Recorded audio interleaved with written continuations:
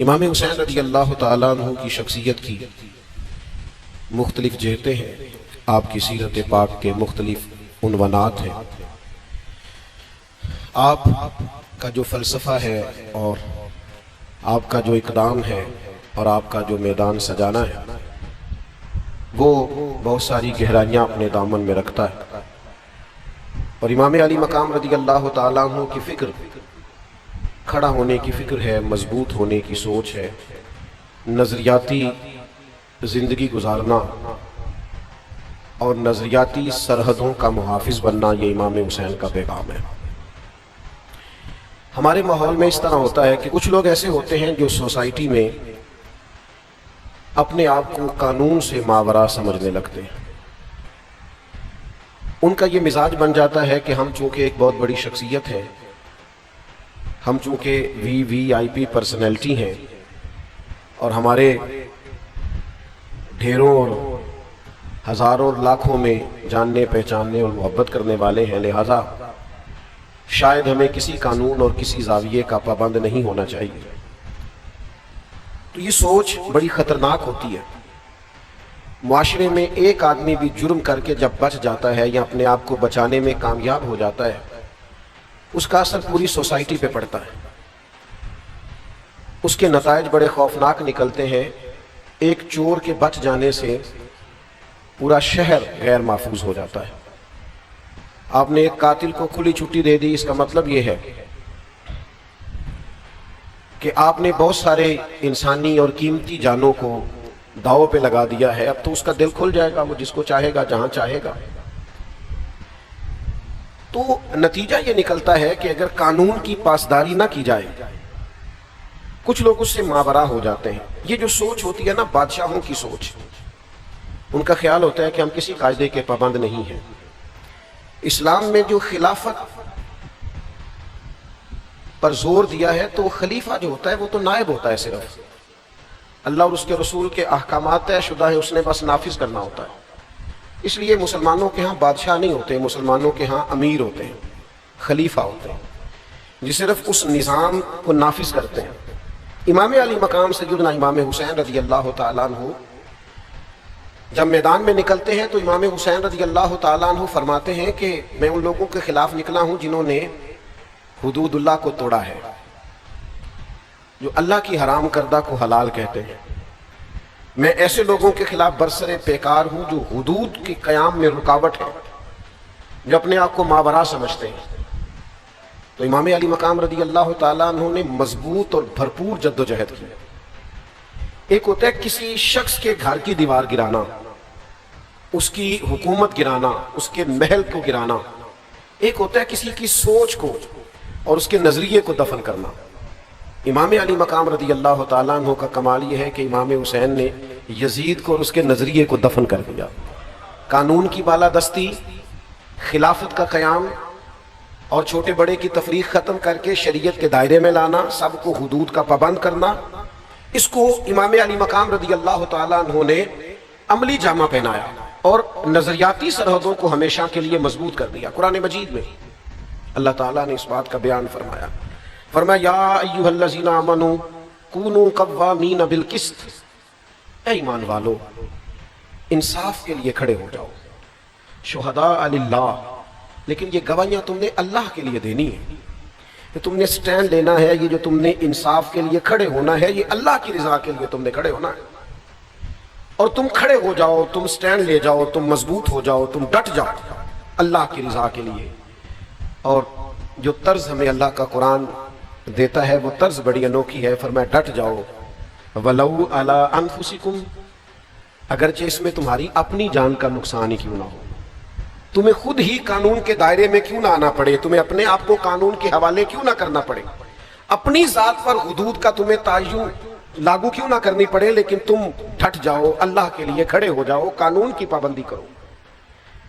وَالْوَالِدَيْنِ وَالْأَقْرَبِينَ، اگرچہ اس رستے میں، حق کے رستے میں تمہارے والدین آئیں یا قریبی رشتہ دار آئیں، پھر تم نے کھڑے ہو جانا ہے، پھر تم نے اپنی ذات کو نہیں دیکھنا، اپنے قرابت کو نہیں دیکھنا، اپنے والدین کو نہیں دیکھنا، حق کے لیے، انصاف کے رستے میں اللہ کی رضا کے لیے کھڑے ہو جاؤ۔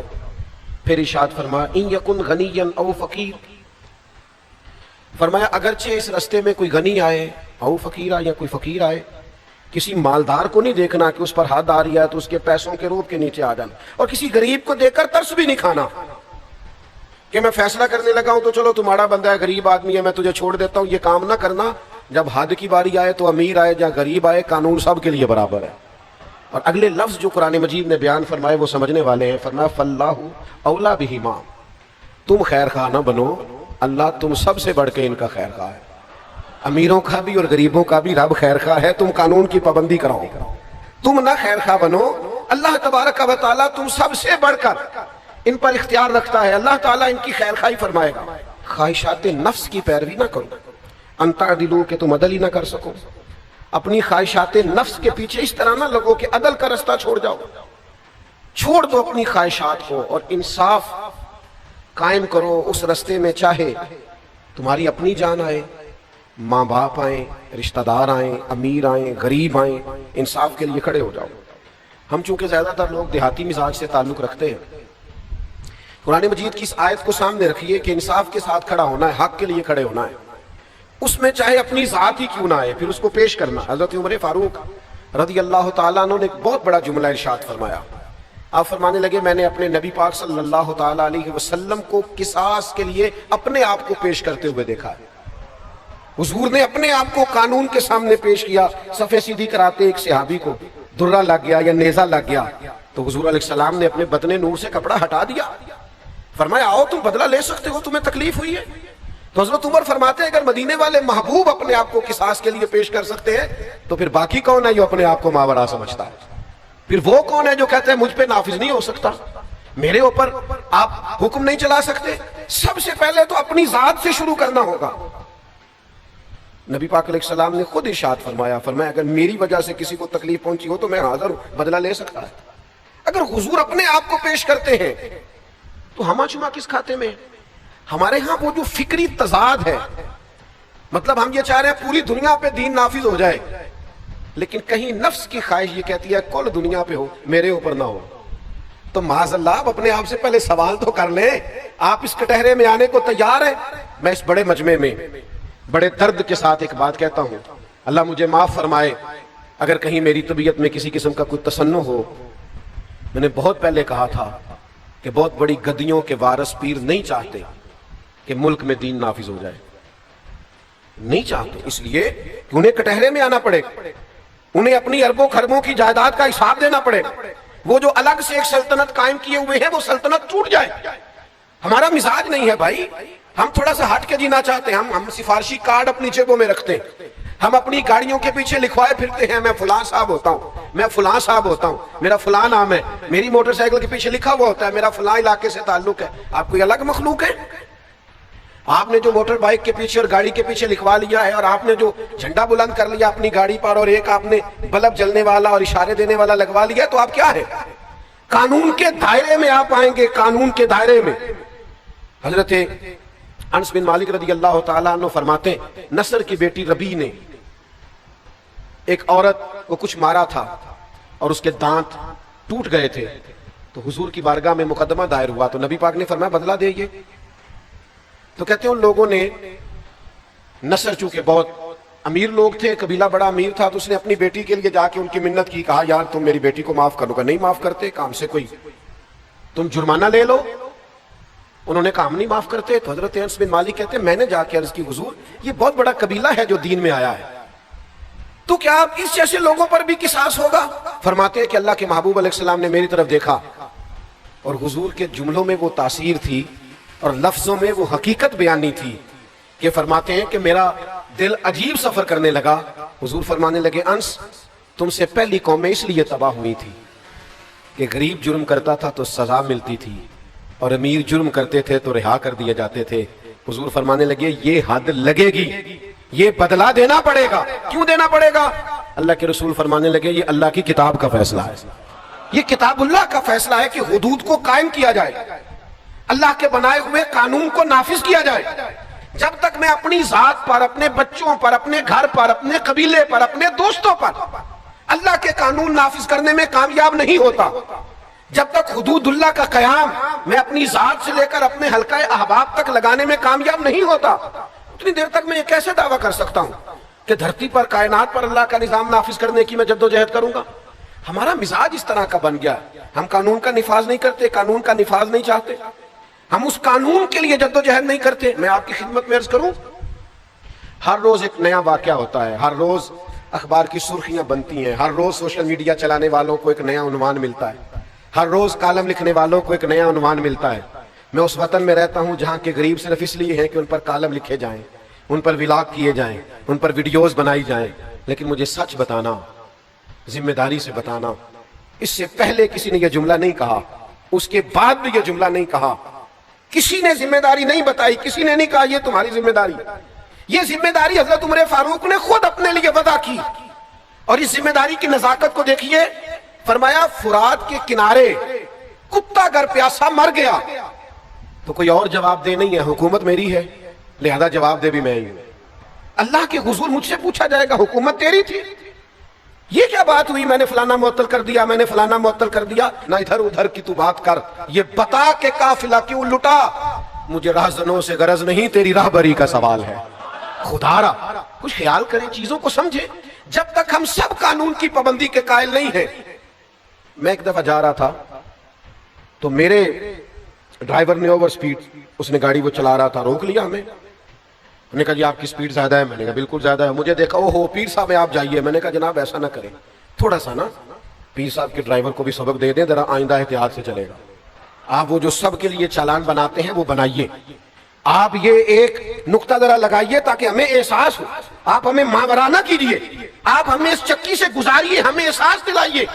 मैं एयरपोर्ट में उतरा किसी जगह से, किसी मुल्क से मैं लौट रहा था, तो मुझे देख के उस साहब ने कहा आप जरा आगे आ जाइए इमिग्रेशन के लिए। तो मैंने कहा फिर क्या होगा, इनमें से पता नहीं कौन ऐसा है जो अल्लाह की बारगाह का मकबूल और महबूब है, मैं कैसे उसे पुष्ट कर डालूं। आप उन सब के लिए जैसे काम करेंगे फकीर भी उसी लाइन में आ जाएगा। हाँ पता ते सारा है सरदार नु कीतियां दा, एदा पर्दा छपाया ही तेरा भला हो सी। अपनी जिंदगी में कुछ अपने ऊपर भी नाफिज करें भाई, और फिर थोड़ा सा अपनों का एहतसाब भी करें, थोड़ा इर्द गिर्द भी देखें माहौल क्या है।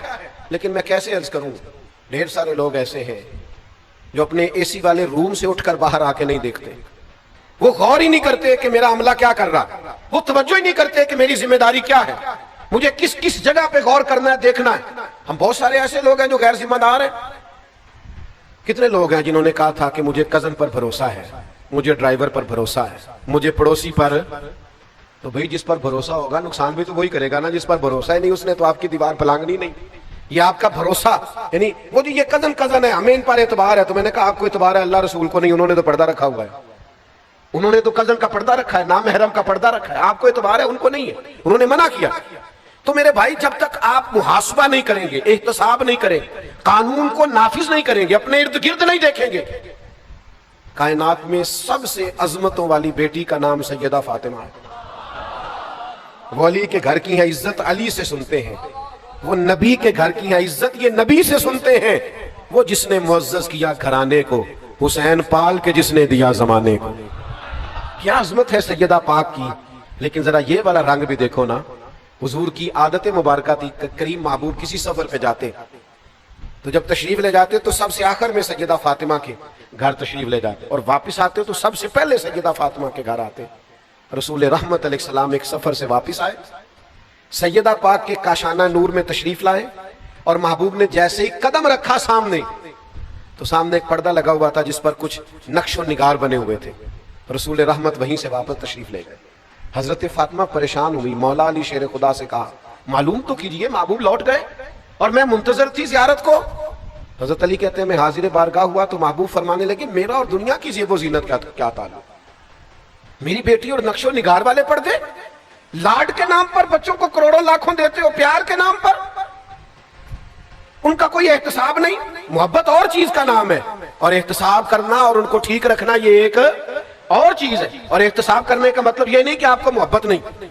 आप हर दफा बच्चे से पूछें वो सौदा लेने गया था तो बकाया क्यों नहीं लाया, आप उसका हिसाब करें, तेरे पास इतने थे, और लोग फखर से बता रहे होते मैंने कभी हिसाब नहीं पूछा, तो आपने जुल्म किया ना, क्यों नहीं पूछा। बेटे से हिसाब पूछे, उसे हिसाब की आदत हो, उसे अपनी जिंदगी में परखना आए, लोगों के साथ जब वो मामलात करेगा तो मजबूत रहेगा। नौजवान दोस्तों, हजरत सैयदा पाक रदी अल्लाह तआला अन्हा को जब पता चला ना कि महबूब तो मेरी वो نقش و نگار والے پردوں سے خوش نہیں ہوئے تو سیدہ پاک پھر سیدہ پاک ہیں، ان کے قریب بھی کوئی ایسی چیز نہیں آتی۔ حالانکہ یہ جائز تھا، اگر کوئی انسانی صورت نہیں بنی ہوئی اس پر تو یہ جائز تھا، کسی کے پاس جائز پیسے ہو تو یا نقش و نگار بنے نہیں ہوئے، لیکن چونکہ محبوب کو پسند نہیں آیا تو سیدہ پاک نے اسی وقت اتارا اور اللہ کی راہ میں خیرات کر دیا۔ ہم جب احتساب نہیں کریں گے، جب ہم غور نہیں کریں گے، ہمارے گھر میں باتیں ہو رہی ہوتی ہیں، ہمارے بچے باتیں کر رہے ہوتے ہیں، خاندان کی غیبتیں ہو رہی ہوتی ہیں، لوگوں کی پگڑیاں اچھل رہی ہوتی ہیں، ہمارے گھر میں سب کچھ ہوتا ہے، اور ہم جب منع نہیں نہ کرتے تو پھر تھوڑا سا انتظار کیجئے، اس بچے کی شادی ہو لینے دیجئے، جو سارا کچھ یہ آپ کے پاس بیٹھ کے غیروں کے لیے کرتا رہے نا، وہ آپ کی باری بھی آنے والی ہے، وہ ساری باتیں آپ کے لیے کرے گا۔ اب میں ایک جگہ پہ 3 لوگ بیٹھے تھے تو ان میں سے 2 اٹھ کے چلے گئے تو میں اکیلا رہ گیا، تو ایک صاحب نے وہ ان کے پردے کھولے اور وہ ان کی پگڑیاں کھولی، وہ حال کیا یہ ایسا ہے، اور جب تک وہ بیٹھے تھے خوشامد کر رہا تھا، تعریفیں کر رہا تھا، وہ چلے گئے تو حال ہی برا کرنے لگا، تو میں بڑے غور سے دیکھنے لگا، کہنے لگے آپ کیوں پریشان ہو گئے؟ تو میں نے کہا مجھے تو اپنی فکر پڑ گئی ہے، وہ 2 گئے ہیں، تو نے کوئی حال نہیں چھوڑا، جب میں جاؤں گا تو کیا اشر کرے گا؟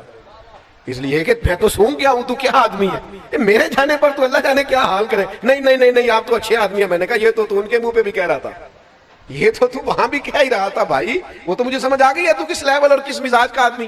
تو یاد رکھیے گا احتساب، اپنوں کا احتساب، اور اگر آپ کے دائیں بائیں ذرا برابر بھی کوئی شخص شریعت کی حدود کو پامال کرنا تو اس کا پورے طور پر احتساب باز پرس یہ بڑا ضروری ہے۔ اگر آپ نہیں کریں گے تو آپ محسوس کریں گے کہ ماحول بگڑتا جا رہا ہے۔ سیدہ طیبہ طاہرہ سیدہ عائشہ صدیقہ، قربان جاؤں ان رستوں سے جن رستوں سے مومنوں کی ماں گزرا کرتا، یہ کیسی عظمتوں والی خاتون ہے جن کے گھر جا کے اللہ کے محبوب سکون محسوس فرمایا کر۔ حضرت سیدہ عائشہ صدیقہ فرماتی ہیں میں نے کسی خاتون کے بارے میں بات کر دی برسبیل تذکرہ، میں نے کہا قد کتنا چھوٹا ہے اس کا، تو ذرا ابو داؤد شریف پڑھ کے دیکھیے، فرماتی ہیں حضور کا میں نے چہرہ نور دیکھا تو اظہار ناراضگی، کریم فرمانے لگے عائشہ تم نے وہ بات کی ہے کہ اگر اس بات کو میں دریا میں ڈال دوں تو دریا کا ذائقہ بدل جائے گا۔ اتنی سخت بات کر دی، کسی کے بارے میں تم نے بات کی دریا کا ذائقہ بدل جائے، جو تم نے جملہ کسی کے لیے کہا ہے۔ ذرا یہ ارد گرد کی لوگوں کی زبانیں روک کے دیکھو، سوسائٹی میں سکون پیدا ہو جائے، محبتوں کو فروغ ہوگا، نفرتوں کا کلا کماؤ، حدود کا اللہ تعالیٰ کے بتائے ہوئے دین کا پورے طور پر نفاذ ہوگا۔ کہ ہمارا یہ مزاج نہیں رہا، ہم ذائقہ لیتے ہیں، خود چسکا لیتے ہیں، جب کوئی بات کر رہا ہوتا ہے غور غور سے سنتے ہیں، ہم اپنے ارد گرد نفاذ نہیں کرتے تو دنیا میں کیسے نفاذ ہوگا؟ ہم اپنے ماحول کے اندر ان چیزوں کو لے کے نہیں آتے تو پوری سوسائٹی میں وہ چیزیں کیسے پیدا ہوں گی؟ ہمارے ہاں نا حکومتوں کو شوق آتا ہے، جیسے کوئی سیزن نہیں ہوتا کچھ چیزوں کو چیک کرنے کا، ان کے ہاں سیزن ہوتا ہے، وہ سیزن میں آتے ہیں، کوئی دیواریں توڑ جاتے ہیں، کچھ دکانیں ہٹا جاتے ہیں، کچھ کو سیل کر جاتے ہیں، اور اگر کوئی مجھ سے ناراض نہ ہو جائے تو جو دکاندار آنے والوں سے مل ملا کے حساب پورا نہیں کرتا اس کی دکان بھی بند کر جاتے ہیں۔ لیکن باقاعدہ چیزوں کو دیکھنا، چیک کرنا، غور کرنا، احتساب کرنا، اللہ کی حدوں کو قائم رکھنا ہمارا مزاج نہیں ہوتا، ہماری وہ طبیعت نہیں ہوتی۔ اللہ کے حبیب علیہ السلام صحیح حدیث میں موجود ہے، بازار میں تشریف لے گئے حضور، اور نبی کریم نے گندم کا ڈھیر دیکھا۔ تو آپ کہیں بھی چلے جائیں، ہمارا تو ریڑھی والا اس طرح کرتا ہے کہ اس نے آگے آگے صحیح صحیح پھل لگایا ہوتا ہے، اور پیچھے پلٹ کے دیکھیں تو رنگ اور ہوتا ہے، اگر جو اس کا خیال ہوتا ہے کہ بے ایمان سارے اوپر بیٹھے ہوئے ہیں الا ماشاءاللہ۔ اور ریڑھی والے کا بھی یہ مزاج ہوتا ہے، اور اگر آپ کہیں کہ یہ تو نے دکھانے کے لیے آگے لگائے ہیں، مجھے یہ والے پھل چاہیے، تو کہتا نہیں میں رلا کے دینے نے اکٹھے کر کے بیچنے ہیں میں نے، سارے نہیں ہو بھائی، تو نے دکھایا اور ہے اور دیتی وقت تیرا رنگ اور ہے۔ اللہ کے حبیب علیہ السلام بازار تشریف لے گئے، گندم کا ڈھیر لگا ہوا ہے، تو میرے محبوب نے، حضور نے، سید عالم نے اپنی آستین مبارک کو اوپر کیا، اور پھر گندم کے ڈھیر کے اندر حضور نے دست مبارک ڈالا، اور جب آپ کا مقدس ہاتھ آگے گیا تو نمی محسوس کی کریم نے، تو حضور فرمانے لگے یہ گندم تم نے نیچے چھپا رکھی ہے جو گیلی ہے؟ حضور وہ بارش ہوئی تھی تو فرمایا اوپر خشک ڈال دی اور نیچے تم نے گیلی ڈال دی۔ یہ بات پر غور کیجئے گا، اس نے جنس کو نہیں بدلا، اس نے اینٹیں پیس کر سرخ مرچوں میں نہیں ملائی، اس نے وہ والا کام نہیں کیا کہ دوائیاں تک بھی لوگوں کو خالص نہ ملے۔ حال یہ ہے کہ گندم صرف ہے ٹھیک، ذرا گیلی ہے، وہ گیلی گندم اس نے نیچے رکھ دی، تو اللہ کے حبیب فرمانے لگے سن، جو ملاوٹ کرے وہ ہم میں سے نہیں ہے، وہ ہم میں سے نہیں ہے جو ملاوٹ کرتا ہے۔ وہ میرے بھائی تھوڑا سا غور تو کریں، توجہ تو کریں، یہاں تو منظر بڑا عجیب ہو گیا ہے کہ جس ملک میں دوائیاں بھی خالص نہ ملیں اور جہاں لوگوں کو جان بچانے کے لیے جن چیزوں کی ضرورت ہو ان کا بھی پتہ کرنا پڑے. آپ جائیں میڈیکل سٹور پہ، ڈاکٹر نے آپ کو لکھ کے دی ہے تو میڈیکل سٹور والا مشورہ دیتا کہتا یہ رہنے دو، یہ والی لے جاؤ، فارمولا ایک ہی ہے، کیونکہ وہ اس نے بھی اسی طرح کا رویہ رکھا ہے. اور ڈاکٹر صاحب کو بھی میڈیکل ریپ والے ملاقات کر گئے تھے، انہوں نے بھی بتایا کون سی لکھ کے دینی ہے. اللہ ماشاء اللہ سب جگہ ہاتھ ملے ہوئے ہیں اور سب جگہ تعلقات بنے ہوئے ہیں اور سب ہیں جو باقاعدہ اس میں شامل ہو گئے ہیں. اور آپ سمجھتے ہیں کہ امام حسین کا ذکر یہ ہے کہ آپ نے 3 دیگیں پکائی تھی 10 محرم والے دن، تو مہربانی کریں آپ گھر میں رکھیں دیگیں. یہ ساری چیزیں اور یہ لنگر اور یہ دنیا اور کائنات، آپ کس کے لیے 4 دیگوں کی بات کر رہے ہیں جو جنت کے مالک اور سردار ہیں؟ آپ ان کے نظریے کو سمجھیں، فکر کو سمجھیں، سوچ کو سمجھیں. جب تک عملاً دین کا نفاذ نہیں ہوتا، مزاج میں دین نافذ نہیں ہو. مجھے بتائیے نبی پاک علیہ السلام نے اس شخص سے ہاتھ نہیں ملایا جس نے سونے کی انگوٹھی پہنی تھی، رحمت للعالمین نبی. میں کیسے کہوں آج آپ کو، ہزاروں لاکھوں مسلمان ہیں جو سونے کی انگوٹھیاں پہنتے، کڑے چھلے پہنتے. کتنا کو مشکل کام ہے سونے کی انگوٹھی اتار کے چاندی کی پہننا. آپ اتنا بھی نفاذ اپنی زندگی پر نہیں کر سکتے، اپنے ماحول میں اتنا بھی جائز ناجائز کا ہم حساب نہیں رکھ سکتے، یہاں تک بھی اپنے آپ کو سمجھا نہیں سکتے. اور پھر کہنے والے بھی نہیں کہتے، کہنے والے بھی نہیں کہتے، وہ بھی سمجھتے ہیں. ایک دوست آئے سونے کی زنجیر پہنے ہوئے تھے، تو میں نے ان کو منع کیا تو اللہ تعالیٰ نے کچھ زیادہ مال دیا ہوا تھا ان کو، بگڑ گئے بیچارے. تو مولانا صاحب جن کے ساتھ وہ آئے ہوئے تھے وہ بڑے نفیس آدمی مجھے بعد میں کہنے لگے حضرت وہ کہہ رہے تھے آج کے بعد پیر صاحب کے پاس نہیں جانا. تو میں نے کہا ان سے کہنا تھا پیر صاحب کب تڑپ رہے ہیں آپ سے ملنے کے لیے. انہوں نے کب کہا تھا کہ ہمیں ضروری آپ سے ملنا ہے، ایٹ سیٹ تے پکڑا کوار گندل اسی اور بھی بوٹیاں جاننے ہیں. آپ کو کس نے غلط فہمی میں مبتلا کر دیا ہے کہ ہم بڑے تڑپ رہے تھے؟ شریعت کا حکم آپ کو سنایا جائے اور آپ بگڑ جائیں، ایک دفعہ نہیں 100 دفعہ بگڑے. آپ 100 دفعہ بگڑے، 1000 دفعہ بگڑے تو صحیح، خدا را دین کے نام پر بگڑے تو صحیح، پتہ تو ہو کہ دین کے لیے بگڑ گئے. میرے عزیز اپنی زندگی میں مزاج میں نفاذ دین کا مزاج بنائیں. یہ کیا عجیب بات ہوئی کہ میں اپنا مخالف دیکھ کے تو کڑتا ہوں، اپنا مخالف دیکھ کر تو بے چین ہوتا ہوں، میری طبیعت میں جلال آتا ہے، لیکن شریعت کا مخالف دیکھ کر مجھے کچھ بھی نہیں ہوتا. میرا شاگرد، میرا مرید، میرا عقیدت مند، میرا ادارے میں ڈیوٹی کرنے والا، میرے دفتر میں کام کرنے والا، میرے ہاں ملازمت کرنے والا، وہ ذرا سا میری نافرمانی کرے تو میری طبیعت بگڑ جائے. اور رب کی نافرمانی ہر جگہ ہوتی رہے اور مجھے ذرا احساس بھی نہ ہو. وہ اللہ کے بندے تھے حضرت عبداللہ ابن مبارک، گھوڑے پہ بیٹھے تو گھوڑا ذرا ہلنے لگا. حضرت عبداللہ ابن مبارک رحمت اللہ تعالی علیہ نیچے اترے اور نماز کی نیت باندھ لی اور 2 رکعت نماز توبہ ادا کی. تو خدام نے عرض کی حضور گھوڑے نے ذرا اٹکیلیاں کی ہیں اور شرارتیں کی ہیں اور آپ نفل پڑھنے لگے. حضرت عبداللہ ابن مبارک کی آنکھوں میں آنسو چمک آئے، فرمانے لگے جس دن مجھ سے رب کی نافرمانی ہو جاتی ہے نا، اس دن جو میرے فرما بردار ہیں وہ میری نافرمانی کرنے لگ جاتے. تو اس گھوڑے نے آج نافرمانی کیا تو توبہ کر رہا ہوں کہیں اللہ کی مجھ سے کوئی نافرمانی تو نہیں ہو گئی. بھائیو تھوڑا سا سمجھیں چیزوں کو. اور آپ نفاذ قانون اور نفاذ شریعت اور حدود کا تعین جو ہمارے دائرہ کار میں ہے وہ تو کریں، اس کا تو لحاظ کریں. پورے ملک پر اسلامی نظام نافذ کر دو، کوئی خاتون بغیر پردے کے باہر نہ آئے. وہ تو جب نافذ ہوگا تب آئے گا نا. تو ابھی آپ اپنے گھر پہ تو نافذ کریں نا، اپنے اہل خانہ کو تو پردہ کرائے نا، ان کو تو تلقین کرے نا با پردہ رہنے. جہاں تک آپ کنٹرول رکھتے ہیں وہاں تک تو آپ دین کی بات کریں، لیکن آپ تو اپنے گھر کے اندر بھی ناکام ہے دین کے نفاذ کے لیے. اور یہ کہ آپ پوری دنیا میں اور پورے ملک میں نافذ کرنے کی بات کر رہے ہیں. وہ خاص احساس پیدا کریں، اپنا مزاج اس طرح کا بنائیں جو قانون کا پابند ہو، اپنی طبیعت اس طرح کی بنائیں جو قانون کی پابند. اور پھر میں نے دیکھا ہے اس ملک میں رہنے والے جو ہر روز قانون توڑتے ہیں وہ کسی دوسرے ملک میں جاتے ہیں تو بہترین قانون کے پابند ہو جاتے ہیں. وہ ڈرتے پھرتے ہیں، سہمے ہوئے ہوتے ہیں، کسی قانون کو نہیں توڑتے. اور جہاں آ کے وہ بہانے بناتے ہیں جی یہاں ایسے ہی چلتا ہے، اور جناب یہاں ایسے نہیں چلتا، جہاں آپ جیسا بندہ چلتا ہے وہ ٹھیک ہو جائے تو باقی بھی سارا ماحول بہتر ہو جائے. آپ تو اپنے اندر تبدیلی لائیں، آپ تو اپنے آپ کو بدلیں، آپ تو اپنے اوپر غور کریں، اپنے مزاج کو تبدیل کریں، اپنی طبیعت کے اندر بدلاؤ لائیں، آپ تھوڑا سا چینج ہو. اور قانون سب کے لیے برابر ہے، اس میں آپ کسی قسم کی گنجائش نہ دیں، کسی حکمت کے نام پر کسی بزدلی کا شکار نہ ہو. کیا ہو جائے گا، فلاں بگڑ جائے گا. میں دوستوں سے اکثر کہا کرتا ہوں لوگ اپنا مقابلہ ہی نہیں کرتے حق بات کہنے کے لیے. اپنا ضمیر ہی ان کا کہتا ہے دنیا ناراض ہو جائے گی، حالات خراب ہو جائیں گے، تجھے کیا لگے، چل رہا ہے نا سب ٹھیک ہے چلنے دے. غسان کے بادشاہ جبیلہ نے کلمہ پڑھ لیا تھا. بادشاہ یعنی آج کسی کے دوستوں میں کوئی وزیر بن شامل ہو جائے دوستوں میں، کیا اس کی اتھارٹی ہوتی ہے؟ لوگ مفت میں. میں نے تو ایسے بھی دیکھا ہے اپنے دیہاتی ماحول میں کہ وہ جو ووٹر سپورٹر ہوتے ہیں نا ایم این اے صاحب کے، ایم پی اے صاحب کے، وہ بعد میں کہتے پھرتے ہیں ہم نے جتوایا جی اسے.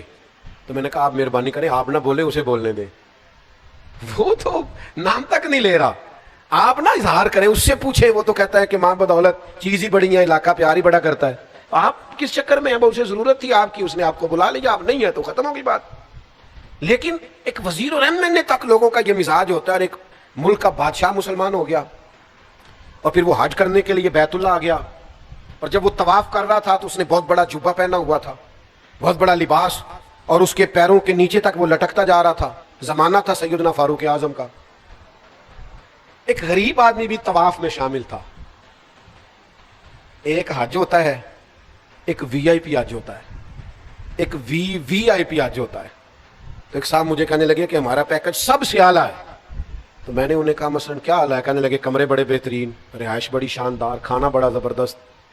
تو میں نے کہا جب بیت اللہ شریف میں طواف کرنے جائیں گے تو پھر میرا خیال ہے سارے اکٹھے نہیں ہو جائیں گے، ایسا تو نہیں ہو سکتا کہ بیت اللہ شریف آپ کے پاس آئے، معاذ اللہ کہ میں آ گیا ہوں تو گھر میں میرا طواف کر لے۔ ایک ہی صف میں کھڑے ہو گئے محمود و ایاز، نہ کوئی بندہ رہا نہ کوئی بندہ نواز، بندہ ہو صاحب ہو محتاج و غنی ایک ہوئے، اور جب تیری سرکار میں پہنچے تو سبھی ایک ہوئے۔ یہ مزاج بنا ہے۔ تو طواف میں غریب آدمی تھے تو وہ جبہ بہت بڑا پہنا ہوا تھا، تو ایک غریب آدمی کا پیر جبے پہ آ گیا، اور جب وہ آگے بڑھا اور پیچھے سے اس کا کرتا کھینچا تو بادشاہ تھا، مزاج بڑا انوکھا تھا، پلٹ کے اس نے غریب آدمی کی طرف دیکھا اور ایک تھپڑ مار دیا، اس کے ہونٹ پھٹ گئے، دانت ٹوٹ گئے۔ اور یہ کوئی وہ والا معاملہ نہیں تھا کہ غریب پرچہ کرانے ہی نہ جائے کہ کیا فائدہ، میری کون سی سنی جانی ہے، چوری ہو گئی 5-7 لاکھ کی تو غریب تھانے نہیں جاتے، وہ کہتے ہیں چھوڑو کہ یہ نہ ہو اس سے زیادہ پرچہ کٹوانے پہ لگ جائے، اللہ ماشاء رہنے دو، جاتے ہی نہیں۔ غلط کہہ رہا ہوں میں غلط کہہ رہا ہوں، صحیح نہیں کہہ رہا۔ غریب آدمی تھانے جاتا ہی نہیں، وہ کہتا ہمیں دیوار کون پھلانگنے دے گا، ہماری بات کون سنے گا، یہ کیسے ہو سکتا ہے؟ جاتے ہی نہیں، لوگ ڈرتے ہیں، سہمے ہوئے ہوتے ہیں۔ اور ایک دوست تو مجھے کہنے لگے حضرت چور سے زیادہ تو مدعی سے سوال پوچھے جاتے ہیں، تو ہمیں تو خود لگتا ہے کہ چور تو ہم ہیں شاید، تو چھوڑیں، کیا ضرورت ہے جانے کی، کیفیت بڑی منفرد ہے۔ چلیں میرے محبت والے دوست بیٹھے ہوئے ہیں، میں نے فیصلہ کیا آج رعایت نہ دینے کا۔ یہ سستا اور مہنگا وکیل کیا ہوتا ہے؟ قانون ایک ہی نہیں، قانون کی کتابیں نہیں، کوئی نہیں پتا آپ کو، میرا خیال آئین ایک ہی نہیں، تو سستا مہنگا وکیل کیا ہوتا ہے پتہ ہے آپ کو؟ بتاؤ پیج ذرا صحیح آنے چاہیے، ذرا تھوڑا ماحول، بڑے بڑے اچھے لوگ بھی ہیں اس شعبے میں، کیا بات، اللہ تعالیٰ برکات عطا فرمائے، لیکن کیا ہوتا ہے یہ ہم نے یہاں بھی ایک سٹینڈرڈ بنا لیا ہے، یہاں بھی ایک ماحول بنا لیا ہے، حالانکہ قانون اگر ایک جیسا ہے تو اس کا نفاذ بھی ایک جیسا ہے۔ کچھ جگہ تو ایسی ہیں، یعنی ایک دوست میرے پاس آئے تھوڑے دن ہوئے، کہنے لگے اب مقدمہ ٹھیک ہو جائے گا، میں نے بڑا مہنگا وکیل کیا ہے۔ میں نے کہا مثلا وہ کیا کر لے گا، مجھے بتائیں تو صحیح، قانون بھی وہی ہے، آئین بھی وہی ہے، تو یہ کیا فلسفہ؟ اس طرح ہم، اور آپ یقین کریں آپ کو طریقہ آنا چاہیے قانون سے کھیلنے کا، لوگ اس طرح کھیلتے ہیں حد ہو جاتی ہے۔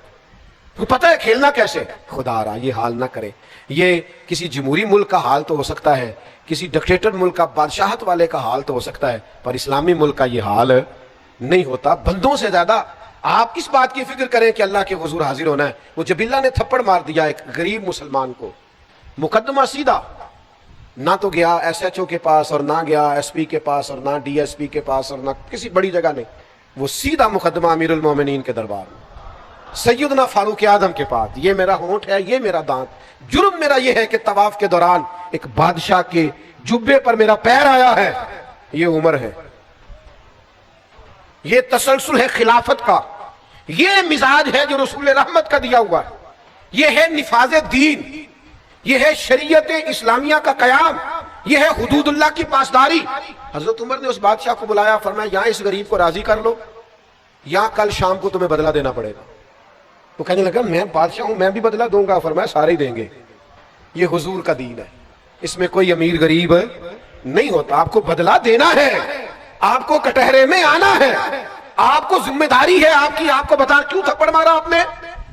کہنے لگا میں تو اسلام اس لیے لایا تھا کہ میری عزت اور بڑھ جائے گی۔ تو آپ نے فرمایا تو بدلہ دے، عزت اسی میں ہے، واہ میدان میں آ، اللہ اکبر۔ اس نے کہا مجھے ایک رات کی مہلت دے دے، صبح میں بتاؤں گا۔ رات کو اس نے اٹھایا سارا سامان اور وہ بھاگ گیا واپس، اور اپنے ملک میں جا کے پھر سے عیسائی ہو گیا، مرتد ہو گیا۔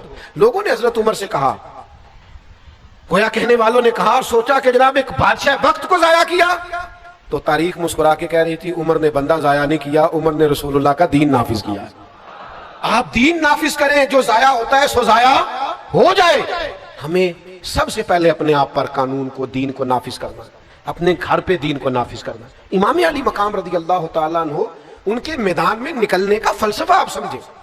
امام حسین رضی اللہ تعالیٰ عنہ کا فلسفہ یہ ہے کہ یہ جو یزیدی ہیں یہ حدود اللہ کو پامال کر رہے ہیں, یہ محرمات کو حلال کر رہے ہیں, لہذا ان کے خلاف کھڑے ہونا ہے نفاذ دین کے لیے, شریعت کی حدوں کو برقرار کرنے کے لیے. اور اس کا نتیجہ نکلا امام علی مقام رضی اللہ تعالیٰ عنہ نے اس مقصد کو اتنا بڑا مقصد جانا کہ ساری اولاد اس راستے میں قربان کر دی, اپنی جان تک دے دی. لیکن اتنا بڑا مقصد ہے اللہ کی حدود کا قیام. میں اور آپ تھوڑا تھوڑا اپنے آپ کو بیک لے کے آئیں.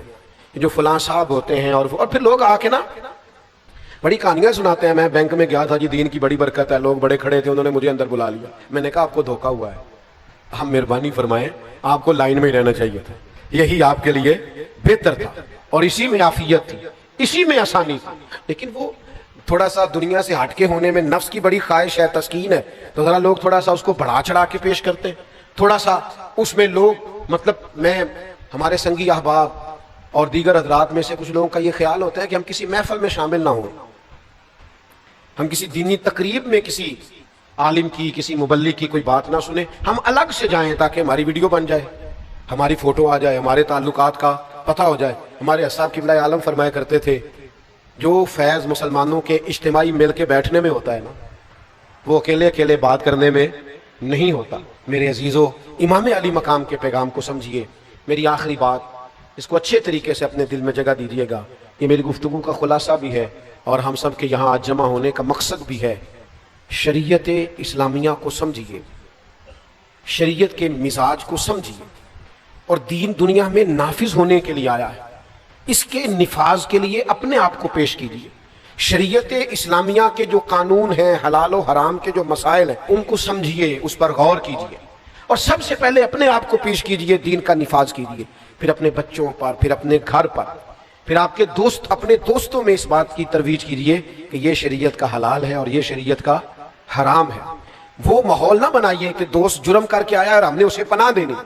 دوست ہی مشکل وقت میں کام آتے ہیں, یہ زیادتی ہے دوست کے ساتھ. آپ اس کے مشکل وقت میں کام نہیں آ رہے, اس کے غلط وقت میں کام آ رہے.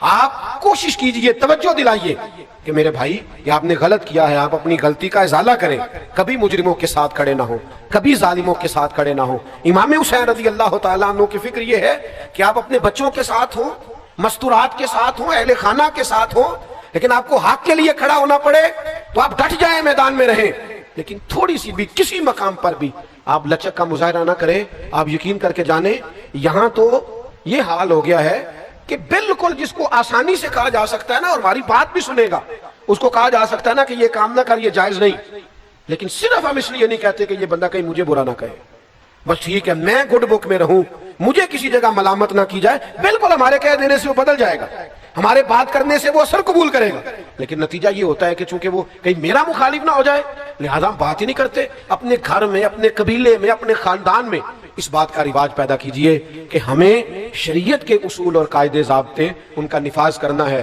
اللہ کے حبیب علیہ السلام نے دعا دی, کہا اے اللہ اس مرد پہ رحم فرما جو صبح نماز کے لیے اپنی بیوی کو جگاتا ہے. کہا اے اللہ اس عورت پر رحم فرما جو صبح نماز کے لیے اپنے شوہر کو جگاتی ہے. وہ میرے دوستو, اللہ کا فرض ادا کرنے کا ٹائم ہے, اور میرے گھر میں میرے اہل خانہ, میرے بچے سو رہے ہیں. میری ذمہ داری تو یہ تھی کہ میں ان کی نیند نہ دیکھتا, شریعت کا قانون دیکھتا, اٹھو وقت نماز ہے. لیکن وہ یہ ذرا دیر سے آیا ہے, یہ رات کو ذرا جاگتا رہا ہے, اس کے پیپرز کے دن. اب کیا بات کر رہے ہیں آپ؟ اپنے گھر کے اندر بھی ایک نظام نہیں بنا سکتے. میں تو ان بزرگوں کو جانتا ہوں جو کہتے تھے پتر آج میرے لیے کھانا نہ بنانا, اگر تو نماز کے لیے بر وقت نہیں اٹھ سکتی تو میرا بیٹا میرے کھانے کا تو گزارا ہو جائے گا, میں ہوٹل سے بھی کھا لوں گا, مجھے ڈر آتا ہے. تو اللہ کی حدوں کو توڑتے, سمجھتے نہیں بات کو. خدا را تھوڑا سا شریعت کے ماحول میں اپنے آپ کو ڈھالیے, امام حسین کی اصل فکر کو سمجھیے. میں نے جمعے میں کہا تھا, پھر کہتا ہوں, امام حسین کو ذاکروں, خطیبوں, نقیبوں, شاعروں, ادیبوں سے نہ سنا کرے. صرف امام حسین کو سننا ہو تو شریعت کا قانون دیکھیں, قرآن کی آیات پڑھیں, حضور کا اسوہ نور دیکھیں, خلفائے راشدین کی زندگیاں دیکھیں. امام علی مقام آپ کو سمجھ آئے گا. کوئی ان کا انوکھا فلسفہ نہیں ہے, وہ نفاذ قرآن کے لیے اور نفاذ شریعت کے لیے میدان میں ہے, وہ اللہ کا دین نافذ کرنے کے لیے میدان میں, وہ نظام خلافت کو پھر سے قائم کرنے کے لیے میدان میں. ہم نے اس کو موضوع تقریر بنا لیا, نقطہ افرینی, ہر سال ایک نیا نقطہ کربلا میں سننے کو ملتا ہے. ہر سال ایک نئی داستان سرائی اور نئی لذت سے واقع کربلا چھوڑ دیں آپ. یہ کیا ہے؟ سادہ سا ان کا فلسفہ ہے، سادہ سا، کہ ہمیں شریعت اسلامیہ کے ساتھ کھڑا ہونا ہے. اور امام علی مقام کے ماننے والوں کو بھی چاہیے ایسا نہ ہو کہ سارا سال یزیدیوں کے ساتھ رہیں اور یکم سے 10 محرم تک وہ حسینی بن کے میدان میں آ جائیں. ہم سے نہ رقم ہوں گے قصیدے یزید کے، ہم لوگ تو حسین کے سیرت نگار ہیں.